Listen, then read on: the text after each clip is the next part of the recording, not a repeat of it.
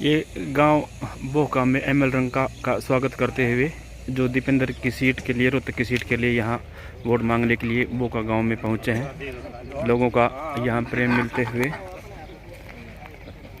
Doctor ML रंगा।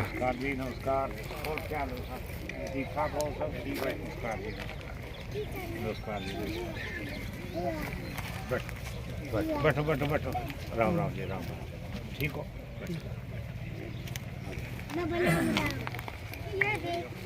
राम राम जी, राम राम। और ठीक हो? ठीक ठाक हो? हाँ बिल्कुल। राम राम जी,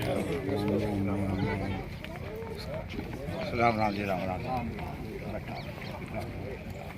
नमस्कार जी सभी को। बैठो बैठो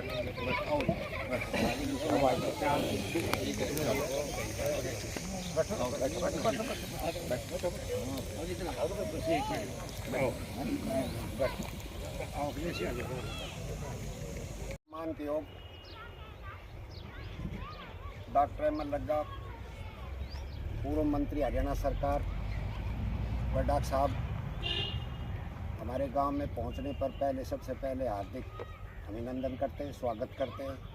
और डॉक्टर साहब हमारे नज़दीक कौन सी बावड़ से पहले भी मंत्री रहे हुए हैं और पड़ोस को तो देखना भी चाहिए, संभालना भी चाहिए गांव को जी। और इधर से डॉक्टर साहब अनिता के डॉक्टर साहब अपने बैठे, ये भी अटेली में, मोड़ी अटेली में पड़ती है। हाँ तो हम तो दोनों के बीच में आ गए, हमारे तो दो हो गए, तीन, एक हमारा भी बनेगा, वो तीनों के बीच में है। तो भाई हमारा तो यही है, सबसे पहले मैं तो ये कहूँगा भाई हमारा आगे सरकार कांग्रेस की बननी है, इसके लिए हमारा ध्यान रखना डॉक्टर साहब दोनों ही। और सबसे पहले भाई पगड़ी डॉक्टर चाकिरबू डॉक्टर साहब को पगड़ी पहना कर गाँव की तरफ से मनोहर आओ, स्वागत करो गाँव की तरफ से। चिट्ठी आजा लट जाओ, वो बताओ वो कुर्सी पर आजा आगे आ जाओ आगे जाओ डॉक्टर साहब। आप क्या पड़ा या डॉक्टर साहब बाबा आगा से थोड़े साइड में होके बाबा गुरला बढ़ना साइड में हाथ लगा लो। प्लेट दे दो।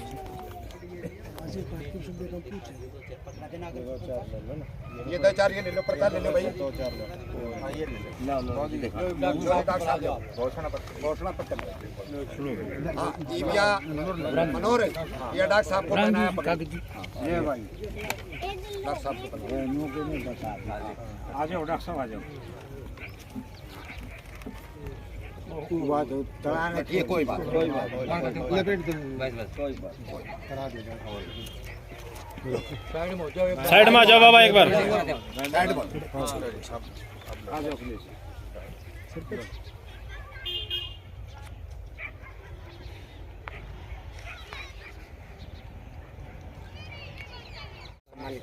जी सबसे बड़े गांव बाड़ावास। हाँ मान्य हुए काम है। हाथ लगा दो।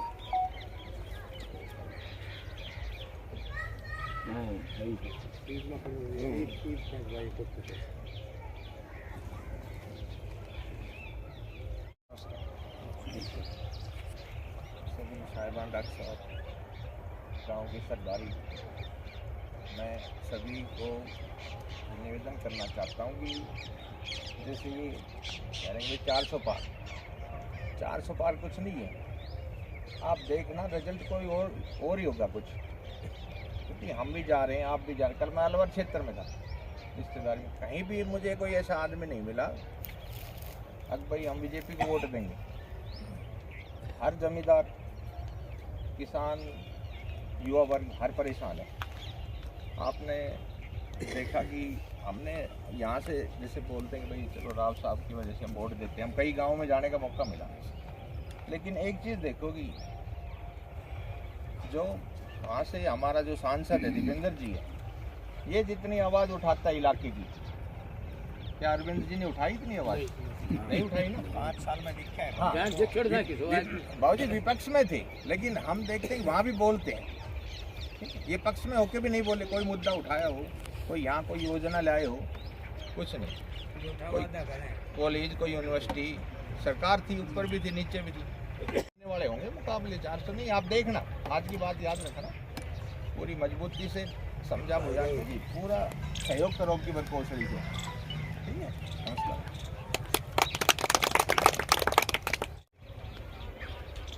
सभी को मेरा राम राम सभी को।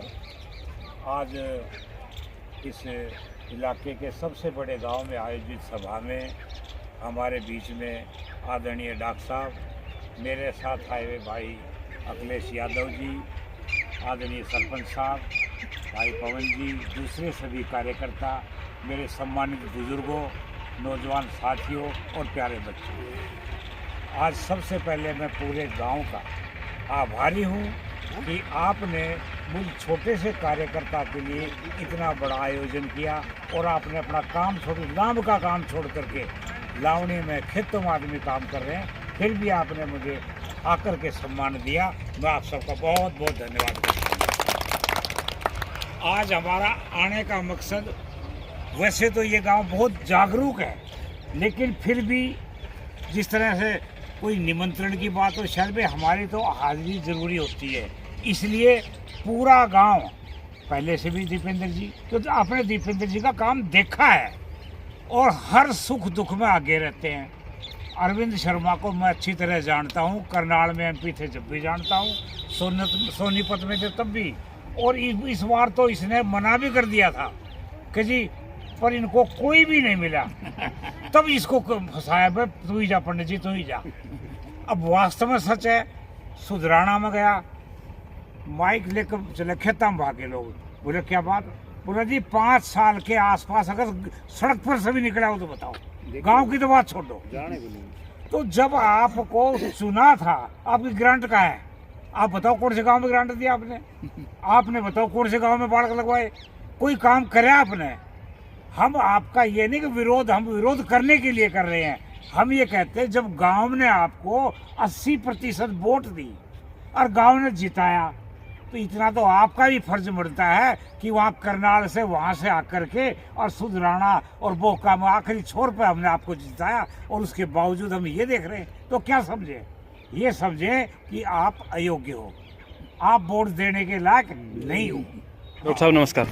नमस्कार जी, नमस्कार। डॉक्टर साहब, किस तरह से, जैसे आप बावड़ी विधानसभा से आज कोसड़ी विधानसभा में आए, तो किस तरह की सपोर्ट मिल रही है लोगों से आपको? सपोर्ट ये तो सारे यूँ कहते 25 तारीख तो आने दो, ये तो जल्दी मचा रखी ना सबने जी। ये तो देखो, एक तो सच्चाई ये है कि बीजेपी के झूठ से लोग तंग आ चुके हैं जी। पहली बार गलती की, दूसरी अब काठ की हांडी, तीसरी बार नहीं चढ़ती। सबके दिमाग में एक ही बात है कि भाई सरकार बदलेगी, देश बचाना है तो हमें सरकार बदलनी पड़ेगी। और कांग्रेस ऐसी पार्टी है जो आज़ादी में से लेकर के अब तक, जब जिस देश में सुई नहीं बनती थी, आज हेलीकॉप्टर, आज रॉकेट, परमाणु बम, ये चीज़ बनने लगे और बड़ी बनाई पर नाम लगा दिया मोदी सरकार। अरे बनाया तो कांग्रेस के टाइम में हर चीज़ बनी थी। ये सड़कें क्या, जितना हुआ को विकास का काम, जो हम आज खड़े हैं वो सब कांग्रेस की देन है, आज़ादी की देन है। जो हम बोल रहे हैं, हमें बोलने का अधिकार नहीं था, तो इसलिए हर गांव में दुखी है, ना कोई रोजगार है। ये जो हमारे फौज में भर्ती हुआ करते, अब 4 साल का कर दिया, उससे सारे दुखी, अब महंगाई से सारे दुखी, और सबसे ज़्यादा दुखी तो पेंशन योजना जो बंद कर दी, नौकरी में लगे और वापस ऐसे कैसे आगे सुकम सर। बीजेपी में मोदी के नाम से वोट मिलते हैं, क्या राहुल गांधी के नाम से वोट मिलेंगे? मैं तो कह रहा हूँ कि हम तो मोदी के खिलाफ वोट मिलेंगे, जो मोदी का नाम ले रहे उसके खिलाफ मिलेंगे। मोदी की लहर जो पिछली बार दिखाई दी नहीं है, नहीं जी, उससे पिछली बार भी दिखाई दी, अब की बार भी काफी चर्चा में है, क्योंकि इन्होंने कहते हैं कि देखिए, मैं तो मोटी सी बात जानता हूँ, हम गांव के सारे बैठे हैं, अगर मोदी की लहर है तो कहीं क्यों तोड़ रहा है? कदे कांग्रेस के फराने भीतर दे रहा है, कदे किसी केजरीवाल ने भीतर दे रहा है, तो फिर आज जब 400 आ रही है तो पंगा क्यों करो, चुपचाप बैठो। लेकिन आज उनको वहम ये है कि जाती हुई दिखाई दे रही है, आज उनको बागडोर जाती दिखाई दे रही है। अब मुझे बताओ, हिमाचल प्रदेश में क्या किया इन्होंने? 6 के 6 MLA तोड़ लिए, सरकार फिर उन्हीं की रहेगी।